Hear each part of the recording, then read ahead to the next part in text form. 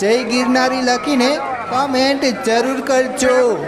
મિત્રો, ગિરનાર તથા તેના પગથિયાના બાંધકામ સાથે જોડાયેલો એક મોટો ઇતિહાસ છે।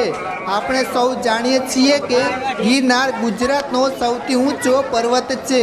આખું વર્ષ લોકો યાત્રા કરવા માટે અહીં આવે છે અને દેવ દિવાળી દરમિયાન લોકો ગિરનારની પરિક્રમાનો આનંદ પણ માણે છે।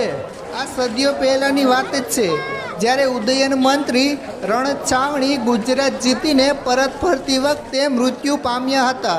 આ દરમિયાન તેણે તેના પુત્રને એક પત્ર લખીને જણાવ્યું હતું કે હું શેત્રુંજય ખાતેના ઉગાદી દેવના મંદિરનો જીર્ણોદ્ધાર કરવા ઈચ્છું છું અને ગિરનાર પર પગથિયા બનાવવા માંગુ છું। પિતાનો પત્ર વાંચીને તેના પુત્ર નાણામંત્રીએ શેત્રુંજય પર યુગાદી દેવનું મંદિર બનાવીને પોતાના પિતાની એક ઈચ્છા પૂરી કરી। પણ